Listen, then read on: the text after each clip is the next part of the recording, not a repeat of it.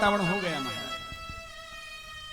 हजारों संत महात्मा चल करके बड़े बड़े पर्वतों से निकल करके आ गए। कथा जब चल रही थी ना, इस कथा में देवर्षि नारद खड़े हो गए। देवर्षि नारद ने कहा, महाराज आपकी आज्ञा हो तो कुछ पूछने का मन करता है। सनत कुमारों ने कहा, देखो वैसे तो ये ठीक नहीं है, लेकिन भाई हाँ आपको कोई प्रश्न है तो बाद में पहुंचाओ, लेकिन आप चलती कथा के बीच में खड़े हो गए। चलती कथा के बीच में खड़े नहीं होना चाहिए। खैर पूछिए। आप एक बात बताओ, इस कथा से किन किन की मुक्ति होती है? अरे भाई कोई ज्ञानी व्यक्ति इस कथा को सुनकर के मुक्त हो जाए, कोई बड़ी बात नहीं। कोई भक्त व्यक्ति इस कथा को सुनकर के मुक्ति हो पाले तो भी आश्चर्य नहीं। पर क्या कोई पापी व्यक्ति इस कथा में आकर के बैठ जाए तो क्या उस पापी व्यक्ति की मुक्ति कथा से हो सकती है? सनत कुमारों ने कहा, हाँ हाँ बिल्कुल हो सकती है। देखो किन किन जीवों की मुक्ति इस कथा से हो सकती है। जिसने जीवन भर पाप किया हो, मदिरा का पान किया हो, मांस भक्षण किया हो, जीवन भर अनैतिक कार्य किए हो, दूसरों को सताया हो, दूसरों को कष्ट दिया हो, यहां तक कह दिया कि जो अपने माता पिता का भी हत्यारा हो, जीवन भर पाप किए हो, माता पिता का हत्यारा हो, मरने के बाद यदि किसी प्रेत योनि में भी चला गया हो, उस प्रेत के निमित्त हम यदि किसी संत से अथवा ब्राह्मण से एक बार श्रीमद् भागवत कथा का आयोजन करवा दें तो उस प्रेत की भी मुक्ति इस कथा से सहजता से हो सकती है। देवर्षि ने कहा, महाराज हमारे समझ में नहीं आई। तो अब सनत कुमारों ने एक बड़ा सुंदर दृष्टांत देकर के देवर्षि को समझाया। देवर्षि, तुंगभद्रा तटे पूर्व मभुत्पत्तन उत्तमम् यत्र वर्णा स्वधर्मेण सत्य सत्कर्म तत्परा। देवर्षि एक तुंगभद्रा नामक नदी है। इस नदी के किनारे पर एक गांव बसा हुआ है, उत्तम नगर। यत्र वर्णाश्वर धर्मेण, सभी धर्म को मानने वाले लोग इस गांव में रहते हैं। एक पंडित जी भी रहते हैं। नाम बड़ा सुंदर है जी। नाम है इनका आत्मदेव। पंडित जी बड़े सरल हैं, मृदुभाषी हैं, ब्राह्मण गौ भक्त हैं, शास्त्रों को जानने वाले हैं, अतिथियों के प्रति श्रद्धा रखने वाले हैं, बड़े विनम्र हैं। किसी बात की कोई कमी नहीं है पंडित जी की, हर प्रकार का आनंद है।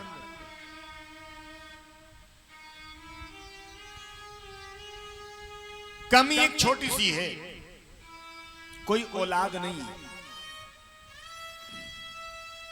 अब पंडित जी तो इतने सरल,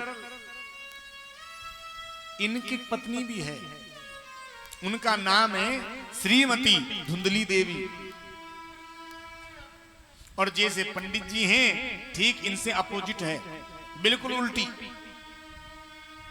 पंडित जी तो बेचारे 4 बजे ब्रह्म मुहूर्त में सो करके खड़े होते, ये महाराज 10 बजे जाकर खड़ी होती। और उठते ही पहले पूरे मोहल्ले का चक्कर काट करके आ जाती। कहीं झगड़ा नहीं हो रहा हो तो वहां झगड़ा करवा देती। दिन भर में 2, 5, 10 घरों में जहां तक आग नहीं लगवा दे, जब तक उसको शांति ना मिले। कर्कश वाणी महाराज। अब पंडित जी बड़े सरल, लेकिन हाँ, पंडित जी जब भी गांव से घूम करके अपने घर पर आते, धुंधली महाराज आरती का थाल लेकर के दरवाजे पर पहुंच जाते और ऐसा समझती कि मानो अनुसुईया के बाद दूसरा नंबर हमारा ही तो क्या है। और भगवान को ये दिखावा पसंद नहीं आता महाराज। भगवान को क्या पसंद आता है? गोस्वामी जी ने लिखा है, निर्मल मन जन सो मोहि पावा,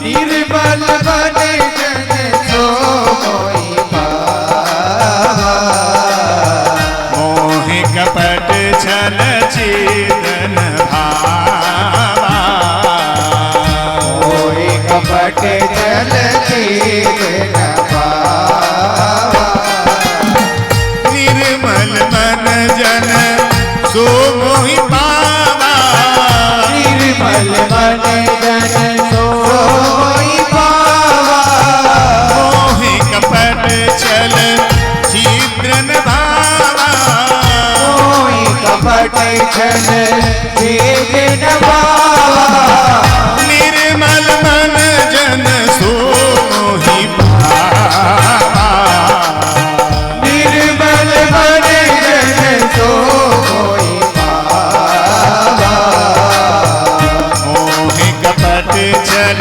छिद्रन भावा, मोहि कपट छल चेतन भावा।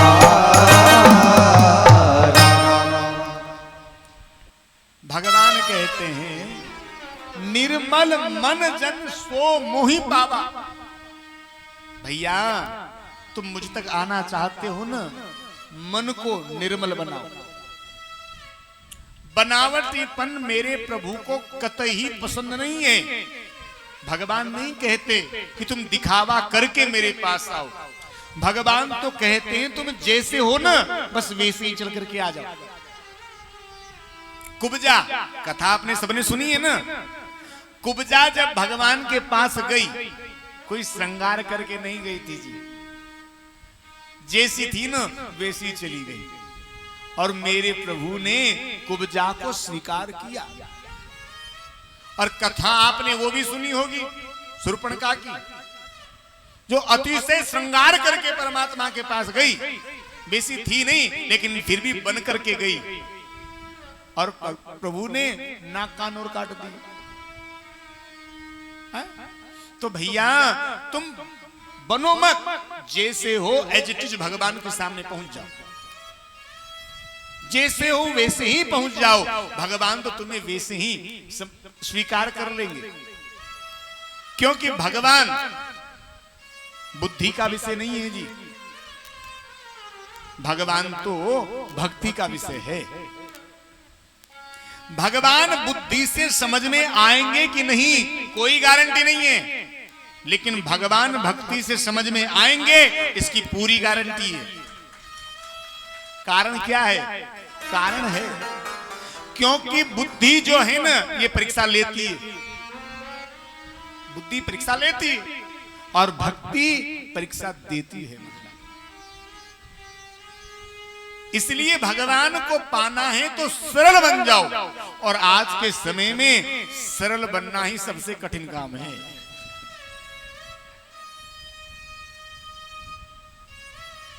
ये बनावटीपन जो है ना, जो बनावटी प्रेम करते हैं, दिखावटी भक्ति करते हैं, दिखावे का व्यवहार करते हैं, ऐसे लोगों से सावधान रहना चाहिए। बंगाल में कहावत कहते हैं, अतेर भक्तिर चोरे लक्षण। जो ऊपर से बनावटी व्यवहार करे, ऐसे लोगों से सावधान रहना चाहिए। जो ऊपर से तो कहे, अरे नमस्कार भैया, अरे बड़ी कृपा रही, बड़े दिन हो गए, दिखे ही नहीं, तुम आते जाते नहीं हो। और मनी मन कहता, आना मेरी गली में तो दिखाऊं तुझे। मुंह में राम बगल में छुरी, ऐसे से सावधान रहना चाहिए।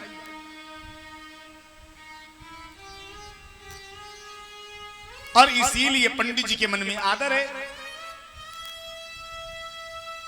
पंडित जी की यहां देखो एक तुलसी का पेड़ लगा हुआ है, लेकिन ये तुलसी हरी भरी नहीं रहती, सूख जाती है। एक गैया भी है जो बांझ हो गई, इसने अब तक किसी भी बछड़े बछिया को जन्म नहीं दिया। कहावत में कहते हैं अच्छे पड़ोसी बड़े भाग्य से मिलते हैं। अच्छे पड़ोसी, कभी कभी आप हम लोग भी बात में कह देते, अरे भैया हमारे पड़ोसी की तो पूछो मत। अरे जितना भरोसा जितना विश्वास हमें परिवार जनों का नहीं है ना, उससे ज्यादा तो बढ़िया हमारे पड़ोसी हैं।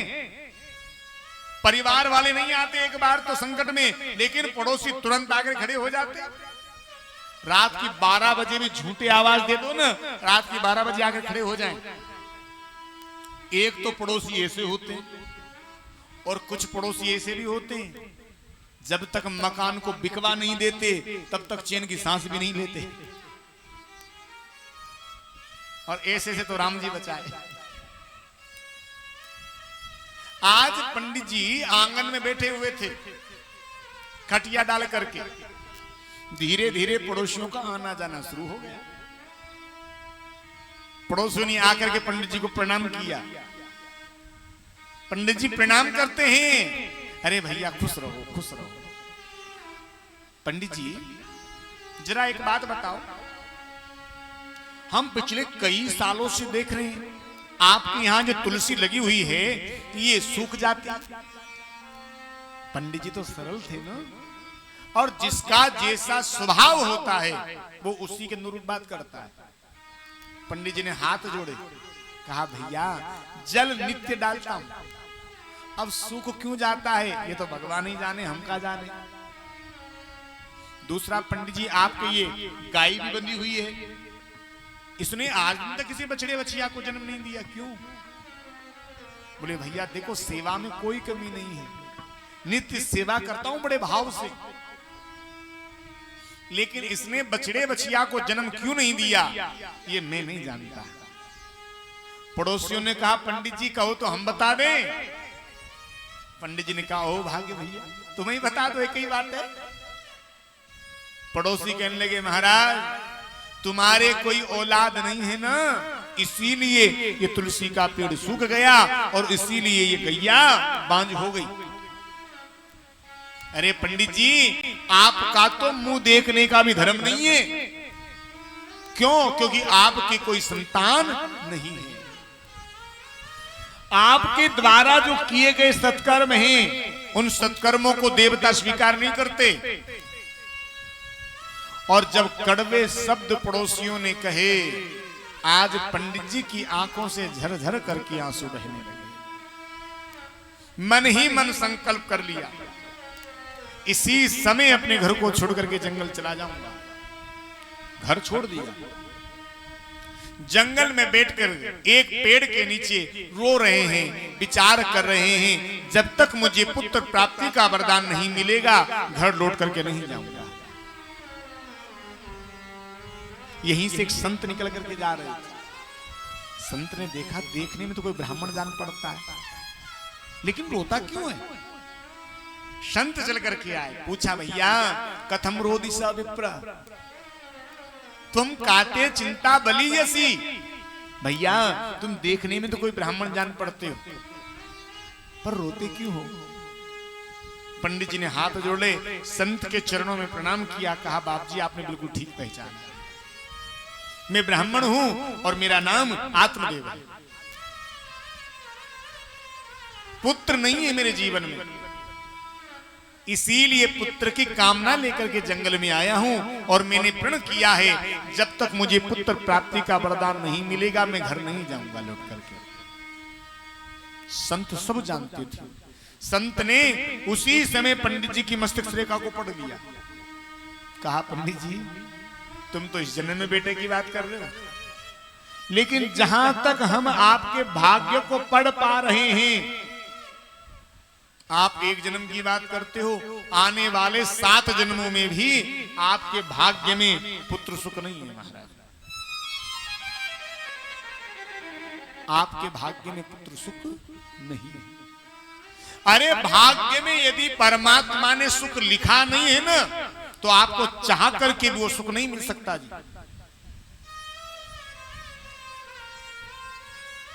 बहुत समझाया, संत ने कहा पंडित जी क्या करोगे बेटा लेकर के? अरे दुनिया के जो बेटा बेटी है ना, ये सदैव माता पिता को रुलाते आए हैं।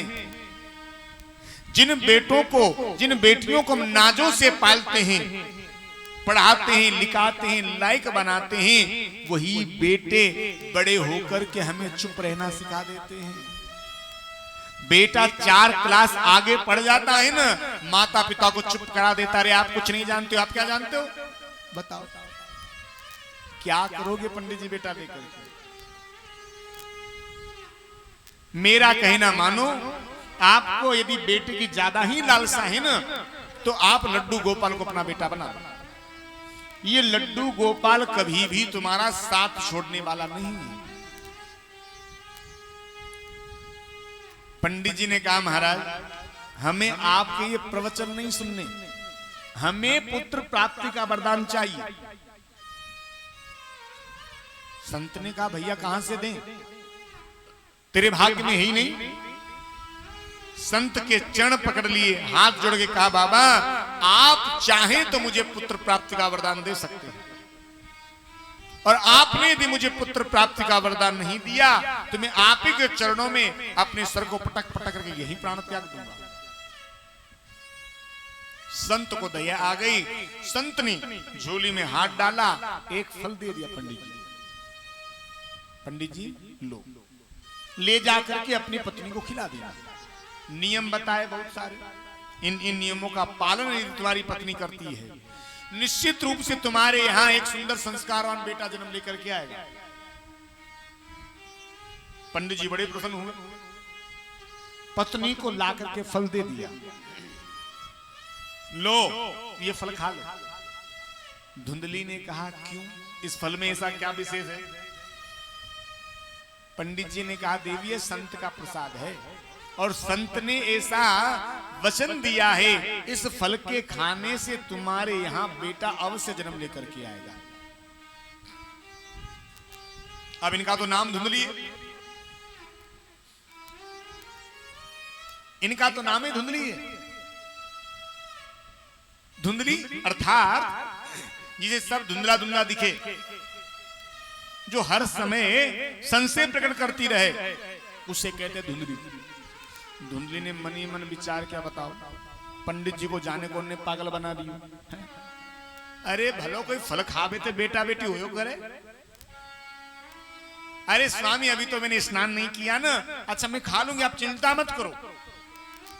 पंडित जी नगर में चले गए, जाते जाते कह करके देवी खा जरूर लेना। हाँ हाँ मैं खा लूंगी। पंडित जी चले गए अपने नगर में।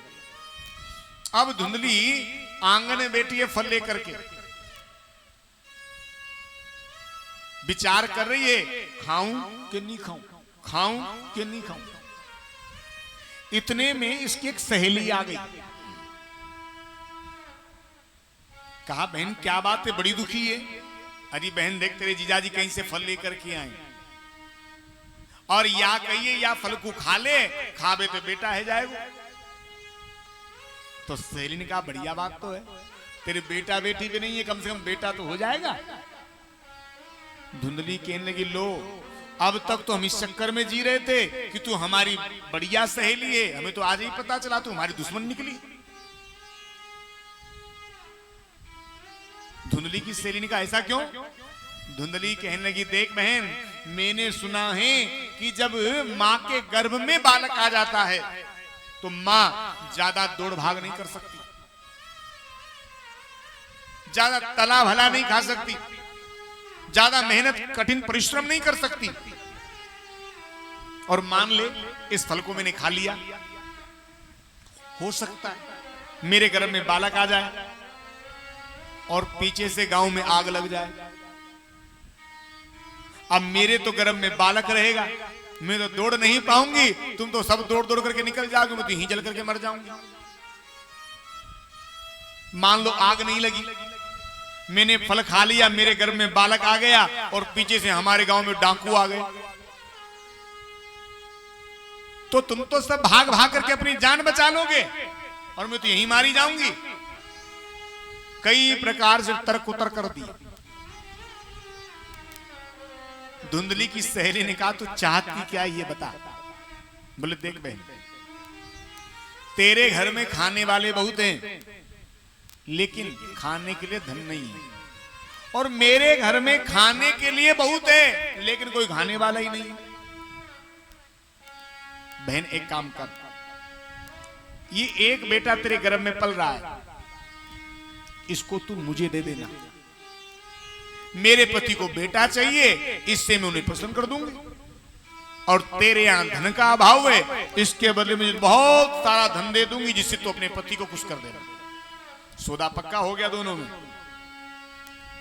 सहेली ने कहा बोले इस फल का क्या करें। अरे करना क्या है, वो दरवाजे पर जो गैया बंदी है ना उसको खिला देते हैं, इसकी परीक्षा भी हो जाएगी कि फल झूठा है कि सच्चा। और आज संत के उस तप के फल को, कई कई संतों का तो यहां तक कहना है कि संत ने फल नहीं दिया, संत ने मानो अपना जीवन ही उस फल में निकाल करके दे दिया हो। आगे चल करके उस संत ने अपने प्राण त्याग दिए और मनी मन संत ने कहा पंडित जी हम ही तुम्हारे यहां पर बेटा बन करके आएंगे। तो संत के जो तप का फल था उस फल को आज गाय को खिला दिया। धीरे धीरे समय निकलने लगा। जिस फल को गाय को खिलाया, गाय ने सुंदर एक पुत्र को जन्म दिया। कैसा? पूरा शरीर मनुष्य की तरह, कान केवल गाय की तरह हुए इनके। गाय के समान इनके कान हुए, इसीलिए इनका नाम रखा गोकर्ण। पंडित जी बड़े प्रसन्न हुए, चल करके धुंधली के पास पहुंचे, क्योंकि धुंधली ने भी आज एक सुंदर पुत्र को जन्म दिया। पंडित जी ने कहा देखो भगवान जब देता है चप्पड़ फाड़ करके देता है। अरे कहीं तो एक बालक मेरे घर में नहीं था और कहां दो दो बालक परमात्मा ने मुझे दे दिए। बड़े प्रसन्न हुए, कहा अरे मेरा नाम है आत्मदेव और मेरे बेटे का नाम रखूंगा मैं ज्ञानदेव। धुंधली बोली जाओ जाओ, बड़े आए ज्ञानदेव कहने वाले हैं। अरे 9 महीने पेट में मैंने रखा, भूखी प्यासी मैं रही, दुख संकट मैंने झेले और नाम अपने नाम से मिलता रखोगे? हम रखेंगे अपने नाम से मिलता हुआ नाम। पंडित जी ने कहा देवी तुम रख लो, एक ही बात। बोले रख लिया। क्या? बोले मेरा नाम है धुंधली और मेरे बेटे का नाम होगा धुंधुकारी। नाम रख दिया। धीरे धीरे समय आगे बढ़ा। कथा कहती है गोकर्ण पंडितो ज्ञानी धुंधकारी च महाखल। खल यानी मूर्ख दुष्ट। गोकर्ण जी जहां थोड़ी देर खड़े हो जाते ना वहीं सत्संग प्रारंभ हो जाता। और धुंधकारी जिस मोहल्ले से निकल जाता लोग अपने अपने घर के दरवाजे बंद कर लेते थे, इतना दुष्ट था। यदि दोनों आंखों का अंधा इससे रास्ता पूछ लेता, बेटा हमें अमुक जगह जाना है, अरे बाबा आ मैं लेकर के चलूं, उस अंधे की उंगली पकड़ करके ले जाता और कुएं में जाकर के धक्का दिया था। हमारा इतना दुष्ट था। खेलते हुए बच्चों की चिकोटी काट करके भाग जाता, बड़ा दुष्ट था।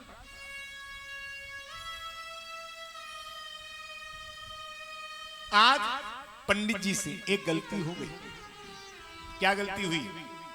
अपने बेटे में संस्कार देना भूल गए और जितनी दौड़ आपके द्वारा इकट्ठे किए गए धन की नहीं है ना, उससे ज्यादा लंबी और तीव्र दौड़ है आपके संस्कारों की। संत कहते हैं पूत कपूत तो धन काए संचे और पूत सपूत तो धन काए संचे। आप करोड़ों की संपत्ति अपने बेटे के लिए जोड़ दो, संस्कार मत देना जी। 6 महीने का समय नहीं लगने देगा, 6 महीने में आपके सारे करोड़ों के धन को चौपट कर देगा। और आप आपके बेटे के लिए 1 रुपया मत जोड़ करके जाना, सुंदर उसे शिक्षा, सुंदर उसे संस्कार दे करके जाना। आप चिंता मत करना, आपके संस्कारों के दम पर आपके नाम को उस चोटी पर पहुंचा देगा जिसकी जीवन में आपने कल्पना भी नहीं करी हो।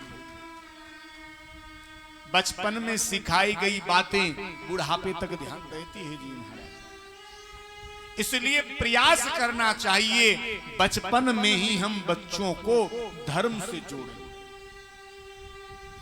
बचपन से ही हम बच्चों को संस्कारों से जोड़ें, प्रारंभ से ही हम बच्चों को अच्छी अच्छी बातें सुनाएं, बच्चों को देख करके दान करें, बच्चों को देख करके सेवा करें। क्योंकि बच्चों के जो कैमरे हैं ना, ये बहुत तेज होते हैं। उन्हें आप कोई काम करवाना चाहते ना, आप उनसे मुंह से मत कहो, नहीं करेंगे। आप खुद करने लगो, वो तुम्हारे देखे देख उस काम को अपने आप करने लग जाएंगे। सच समझना इस बात को। आज पंडित जी से यही गलती हो गई, अपने बेटे में संस्कार देना भूल गए। और संत कहते हैं जिस घर में इकलौते बालक या बालिकाएं होती हैं ना, उस घर में तो माता पिता को बहुत अधिक सावधानी से काम लेना चाहिए। क्योंकि इकलौते बालक के बिगड़ने के चांस बहुत अधिक होते हैं। हम लाड़ प्यार की वजह से उस बेटे से कुछ नहीं कहते।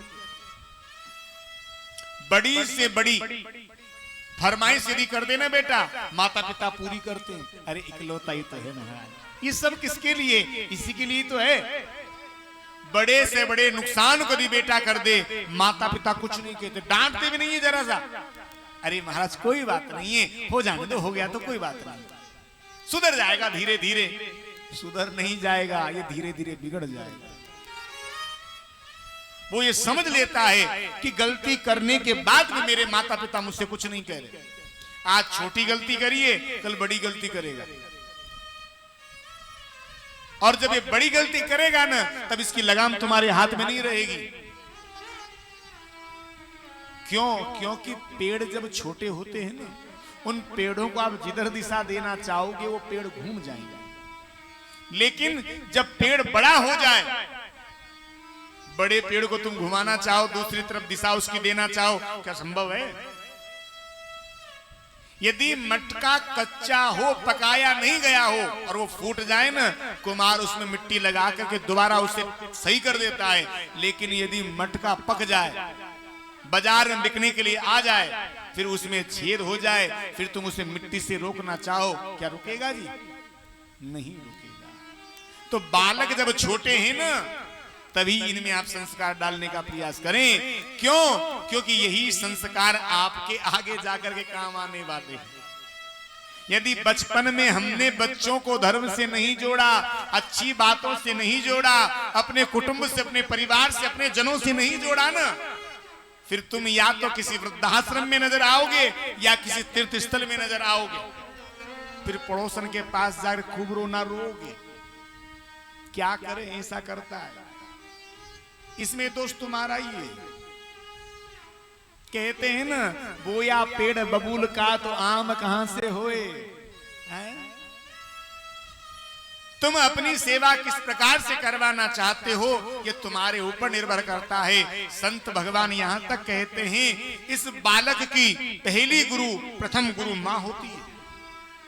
मां जैसा चाहे अपने बेटे को बना सकती है। मां यदि चाहे अपने बेटे को संत बना दे, और मां यदि चाहे तो अपने बेटे को चोर बना दे, डाकू बना दे। ये आपके ऊपर निर्भर करता है, आप कैसा फोटो अपने बेटे का देखना चाहते हैं। हमने देखा है जी 3-3 साल के 2.5 साल के बच्चे गायत्री मंत्र सुना देते हैं।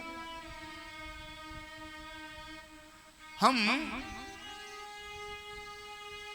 इंद्रगढ़ के पास करवर गांव है शायद, वहां कथा करने गए थे। इसी साल कथा हुई थी 11 जनवरी से। छोटा सा बच्चा था, उसने कम से कम 5 श्लोक भागवत के हमें सुनाए। 5 श्लोक। ये संस्कारों की दौड़ है मेरे भैया। 3 साल का बच्चा ठीक से बोलना भी नहीं जानता। आप कैसा फोटो अपने बेटे का देखना चाहते हैं, ये आपके ऊपर निर्भर करता है जी। और आज पंडित जी से ही गलती हो गई। बेटा मां से कहता, मां ला धंधे, धुंधली सोचती जितना है सब इसी का ही तो है। तिजोरी खोलती, धन निकालती, बेटे को दे देती, ले जा। खूब धन मिलता।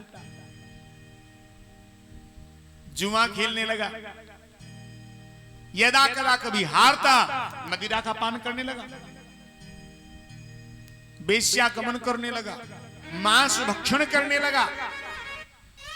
धीरे धीरे धीरे ऐसा कोई एब नहीं बचा जो धुंधकारी के भीतर ना आया। सारे बुरे एब आज धुंधकारी में आ गए।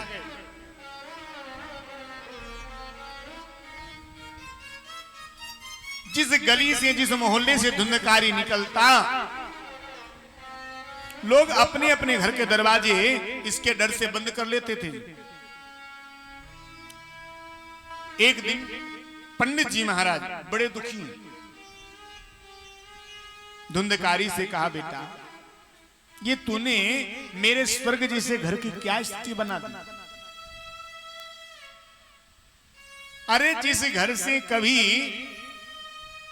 वेदों के मंत्र सुनाई देते थे,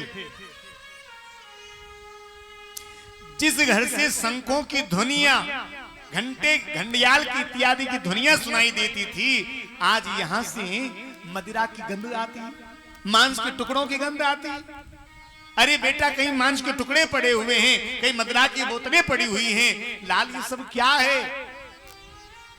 आज धुंधकारी ने अपने पिता को पलट करके जवाब दे दिया। बड़े ध्यान से सुनना।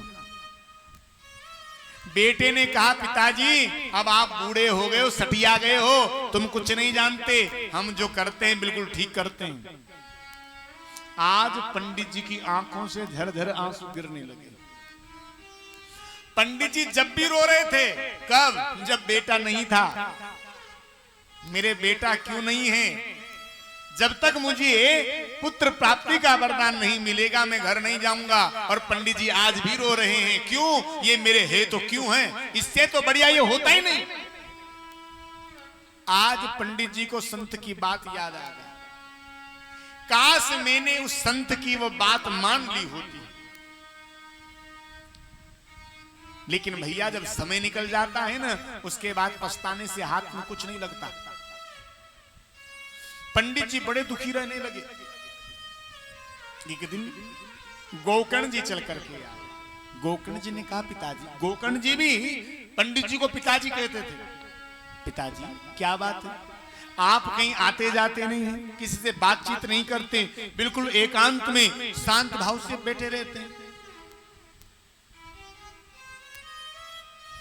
पंडित जी ने कहा, बेटा क्या करूं, अब तुम ही मेरा मार्गदर्शन करो।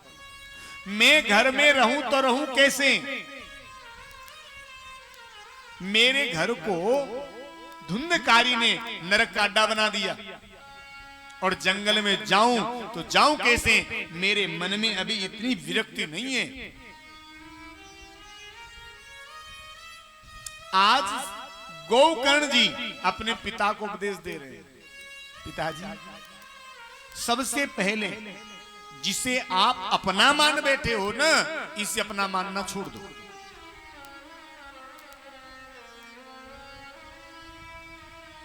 क्या मतलब? पिताजी जिस शरीर को आप अपना मान बैठे हो ना, ये शरीर आपका नहीं है। ये तो पंचों की धर्मशाला है। एक न एक दिन ये धर्मशाला हमें खाली करके जानी पड़ेगी। या तो राजी से चले जाओ, नहीं तो बेराजी से तो जाना ही जाना है। आज ये हॉल किराए से लिया गया है 7 दिन के लिए, कथा के लिए। 7 दिन की कथा पूरी हो जाएगी, ठीक है भैया, 1 दिन कुछ नहीं कहेंगे, 2 दिन कुछ नहीं कहेंगे, 3 दिन कुछ नहीं कहेंगे, 4 दिन बाद समिति वाले कहेंगे महाराज जी चलते बनो। हाँ जी गना जी। तो ये शरीर जो है ना, ये पंचों की धर्मशाला है, इससे तो एक न एक दिन तुम्हें छोड़ करके जाना है। तो इसे अपना मानना छोड़ दो, ये आपका नहीं है।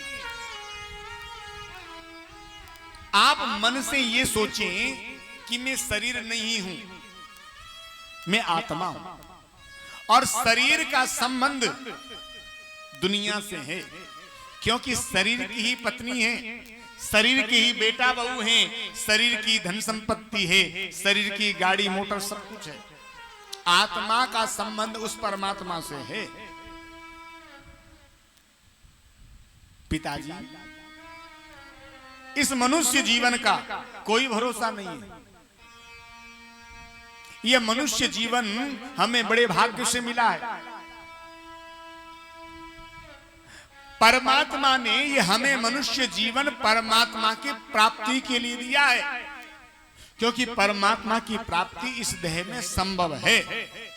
अन्य अन्य योनियों में तुम परमात्मा को प्राप्त कर पाओगे या नहीं कर पाओगे, कोई गारंटी नहीं है। अन्य योनियों में संदेह है, लेकिन इस योनि में, मनुष्य देह में तुम परमात्मा को निश्चित रूप से प्राप्त कर सकते हो, इसमें कोई संदेह नहीं है। हमें मनुष्य जीवन यदि मिला है ना, तो मनुष्य जीवन में हमें परमात्मा से जुड़ना चाहिए।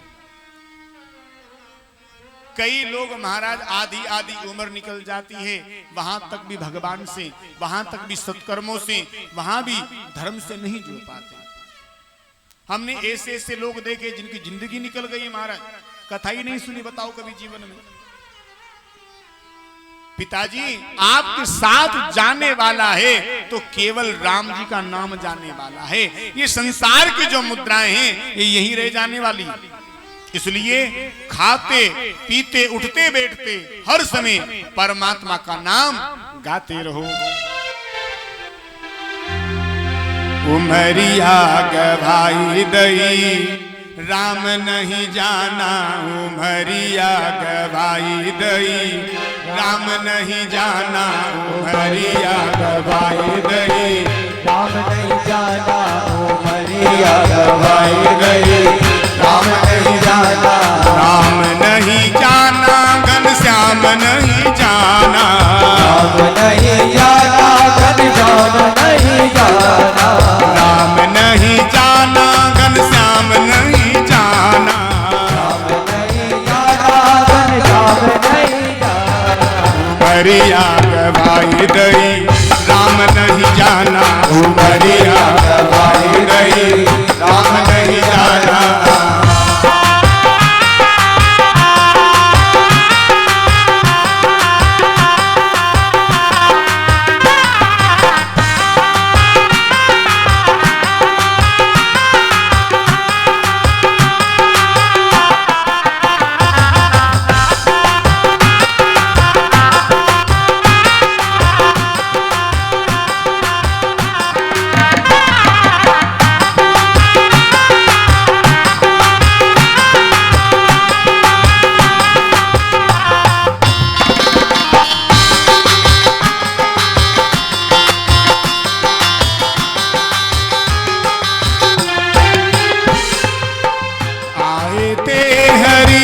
भजन करन को आए हरि भजन करन को, आए ते हरि भजन करन को, आए हरि भजन करन को, भजन करन को हरि सुमिरन को, भजन करन को हरि सुमिरन को, सुरतिया भुलाई दई राम नहीं जाना, सुरतिया भुलाई दई राम नहीं जाना, उमरिया गवाई दई राम नहीं जाना, उमरिया गवाई दई राम नहीं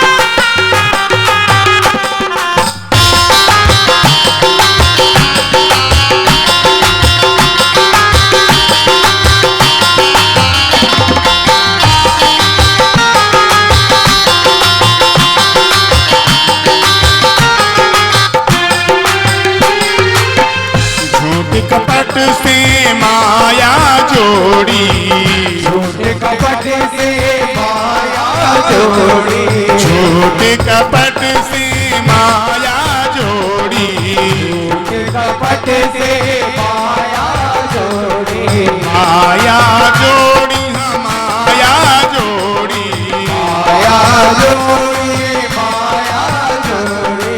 सर पे चढ़ाई लई राम नहीं जाना, सर पे चढ़ाई लई राम नहीं जाना, हरिया गवाई दई राम नहीं जाना, हरिया गवाई दई राम नहीं जाना।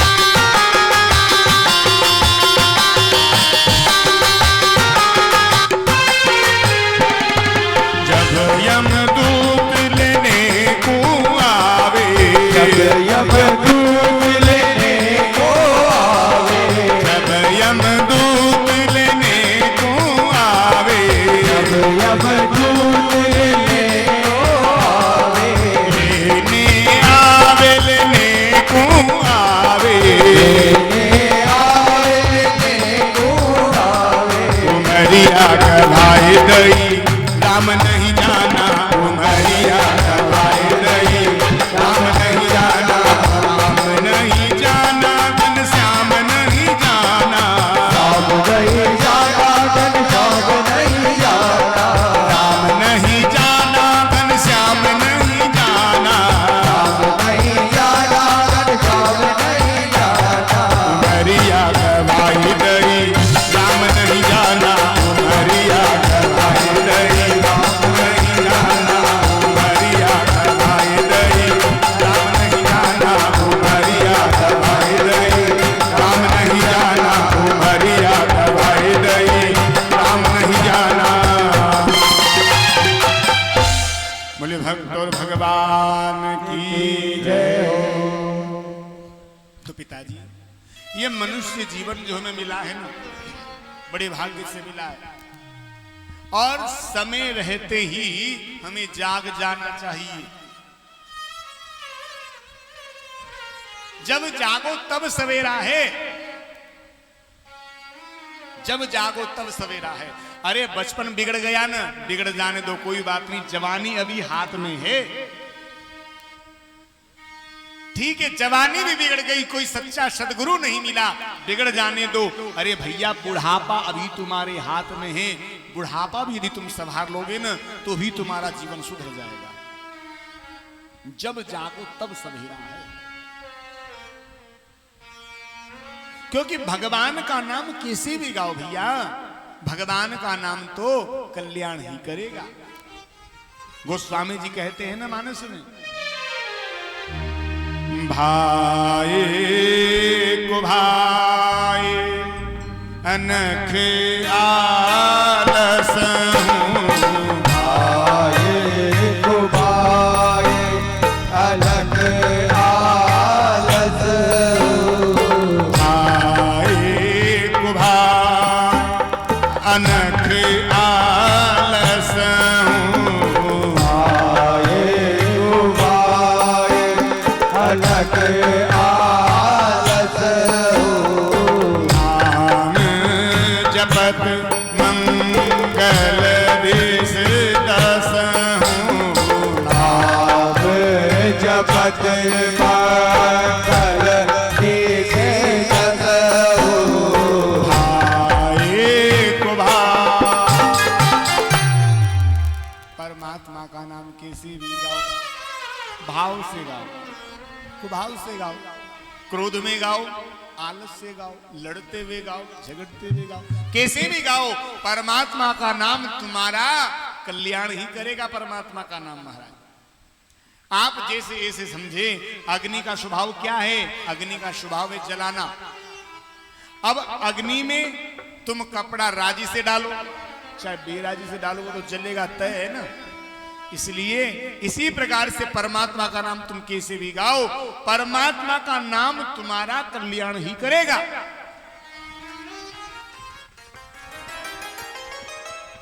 तुलसी हरि के नाम को रीझ भजो या खीज, तुलसी हरि के नाम को रीझ भजो या खीज।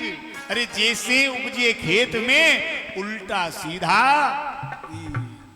भैया जैसे अभी खेती का समय चल रहा है, खेत में किसान जब बीज डालता है ना, तब किसान ये नहीं देखता जी कि ये बीज आड़ा जा रहा है कि सीधा जा रहा है कि तिरछा जा रहा है, लेकिन हाँ जो बीज एक बार माटी में चला गया वो बीज उगे बगैर नहीं रह सकता। ठीक उसी प्रकार से परमात्मा का नाम तुम कैसे भी गाओ, परमात्मा का नाम तुम्हारा कल्याण ही करेगा। आज इतना वैराग्य पंडित जी के मन में आ गया, उसी समय घर परिवार सब छोड़ दिए, जंगल में गए और इसी भागवत जी के 10वें स्कंद का पाठ किया और अंत में भगवान के धाम चले गए। धुंधकारी ने देखा पिताजी थे, बात बात पर डांटते थे, तुमने ये ठीक नहीं किया, ये तुमने अच्छा नहीं किया, ये तुमने गलत कर दिया, तुम्हें ऐसा नहीं करना चाहिए था। अब पिताजी चले गए, अब तो माँ बची है, माँ का क्या है, माँ को तो देख लूंगा। माँ से कहता, माँ ला धन दे। जितना धन पंडित जी ने कमाया था सारा धन जुए में हार गया। एक दिन धुंधली से कहता, माँ ला धन दे। धुंधली ने कहा, बेटा जितना रखा था ना तो सब ले गया। अरे तो झूठ बोलती है।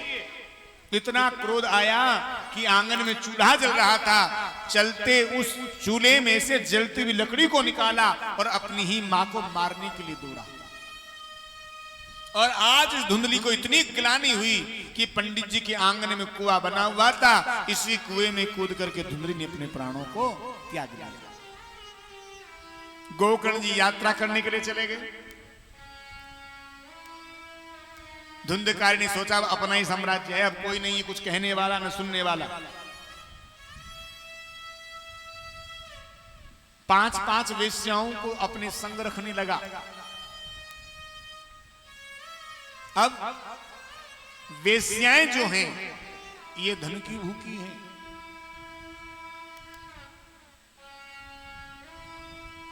धन चाहिए इन्हें। अब आज दिन तक काम तो किया नहीं, क्या करें, चोरी करने लगे।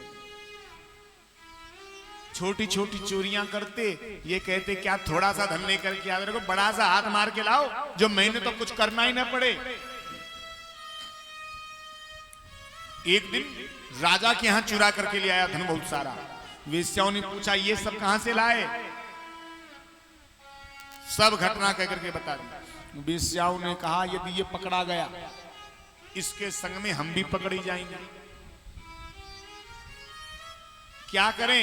पांचों ने मीटिंग करी, सारा धन इकट्ठा किया, धुंधकारी को बहुत मारने का प्रयास किया, नहीं मरा। अंत में गड्ढा खोदा और गड्ढे में ही गाड़ करके सारे धन को लेकर के भाग। गोकर्ण जी को पता चला। गोकर्ण जी गया में गए, गया तीर्थ में जाकर के माता पिता और भैया के निमित्त पिंडदान किया। बहुत समय बीत गया। एक दिन गोकर्ण जी ने सोचा चलो माता पिता के यहां गए, बहुत दिन हो गए, गांव में चलते हैं। चल करके आए, इन्हें रात हो गई। गोकर्ण जी ने सोचा यदि गांव के लोगों को पता चल जाएगा कि हमारे गांव में संत आए हैं तो इन विचारों की नींद बिगड़ जाएगी। और देखो ये संत के लक्षण हैं। संत जो होता है एक बार तो स्वयं कष्ट भोग लेगा लेकिन सामने वाले को कभी कष्ट नहीं देगा।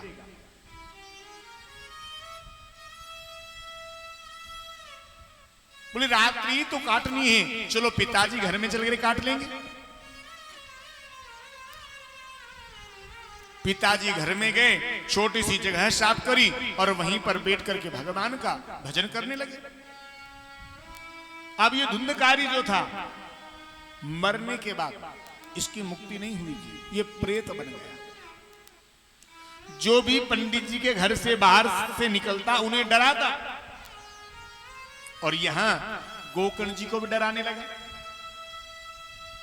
कभी हवा के रूप में आता, कभी तूफान के रूप में आता। अब गोकर्ण जी तो संत हैं। गोकर्ण जी ने कहा, भैया तू कौन है, क्या चाहता है? कमंडल में से जल लिया और मंत्र से अभिमंत्रित करके जैसे ही छिड़का, ये प्रेत बोल गया। क्या बोला? अहम भ्राता त्वदीयोऽस्मि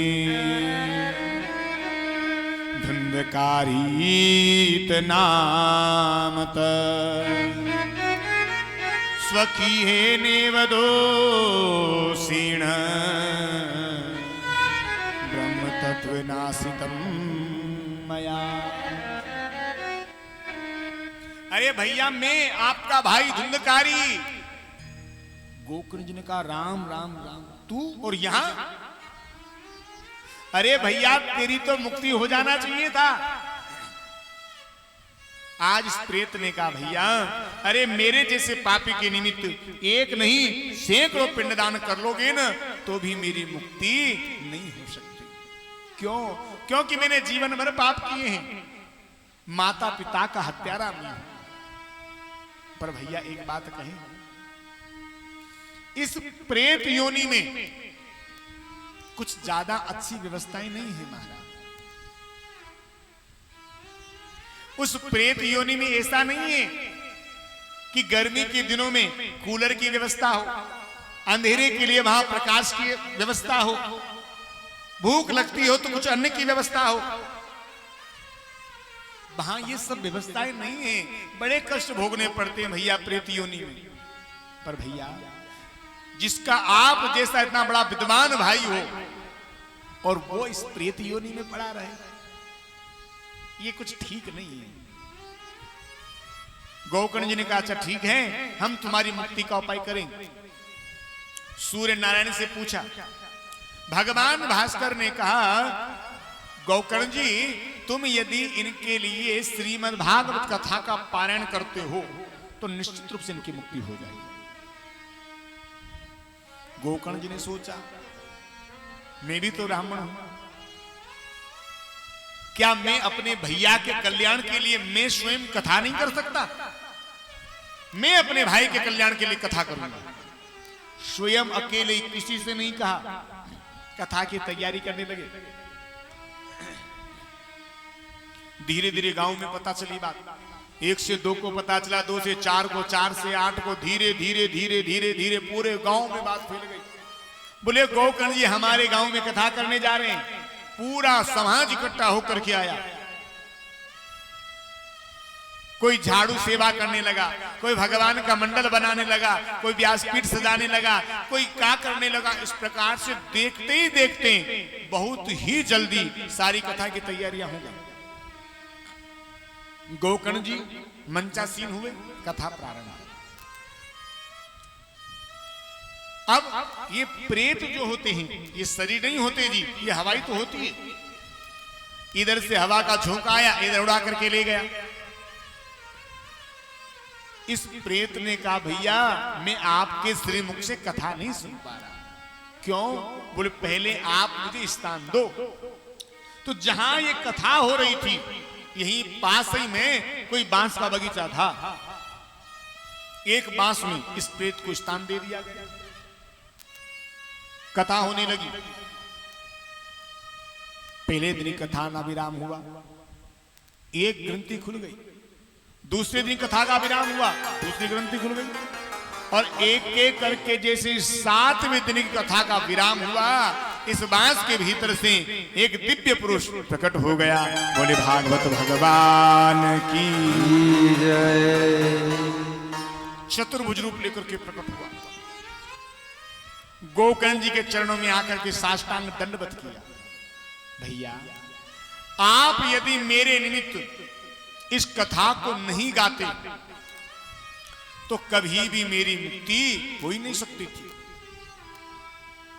इतने में देखते देखते विमान आ गया और ये जो दिव्य स्वरूप धारण कर चुके थे धुंधकारी, विमान में बैठ करके जाने लगे। गोकर्ण जी ने कहा, ठहरो ठहरो, कहां जा रहे हो, कौन हो तुम?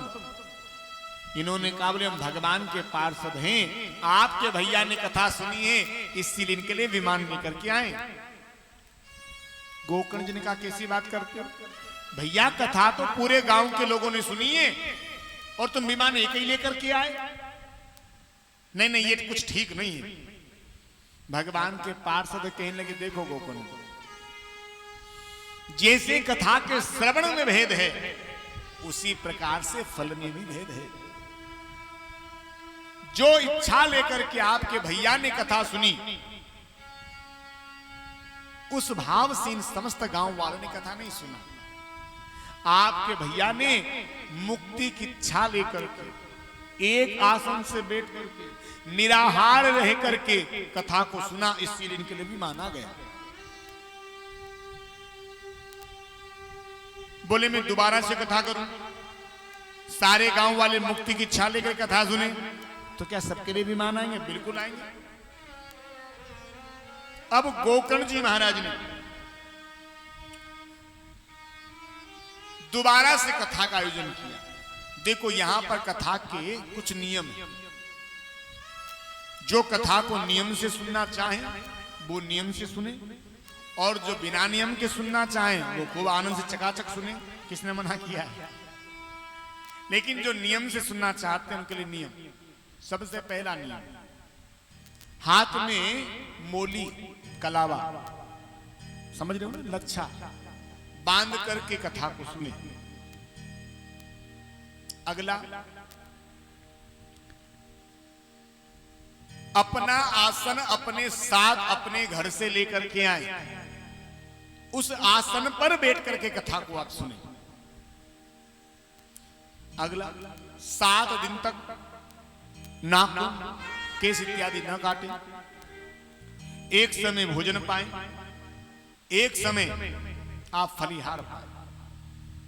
7 दिन तक जितना ज्यादा हो सके उतना थारी मारी से बचने का प्रयास करना। हाँ, निंदा चुगली जितना हो उतना बचने का प्रयास करना, और जितना ज्यादा से ज्यादा हो उतना भगवान का भजन करते रहना। जमी पर सोना या तख्त पर सोना कर, आजकल खटिया चारपाई तो होती नहीं है, आजकल तो सब डबल बेड दीवाने ही होते हैं, है ना? हाँ, तो या तो आप तख्त पर सोएं या जमीन पर सोएं, खटिया चारपाई पर नहीं सोना। दूसरा, व्यास जी के व्यासपीठ पर बैठने से पहले, यानी कि हमारे कथा में आने से पहले कथा पंडाल में आप पधारें, दिन भर कथा को सुने। सांझ को जब आप घर जाएं, आरती लें, पुष्पांजलि करें, प्रसाद लें, तब घर पर आप प्रस्थान करें। ये कथा के मुख्य मुख्य नियम है। गोकर्ण जी ने दोबारा से कथा को बांचा, और जैसे ही कथा का विराम हुआ, आकाश से सैकड़ों विमान उतरे। सारे के सारे गांव वाले विमानों में बैठ बैठ करके भगवान के धाम को चले गए। इधर धुंधकारी की मुक्ति हो गई। ज्ञान और वैराग्य जो बूढ़े हो गए थे, ये कथा के प्रभाव से जवान हो गए।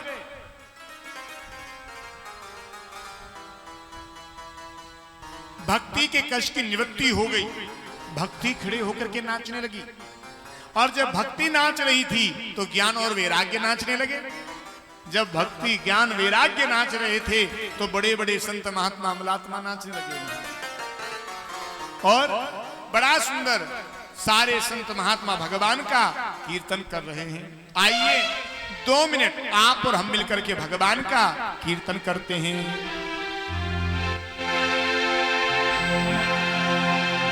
चरणों में दे दो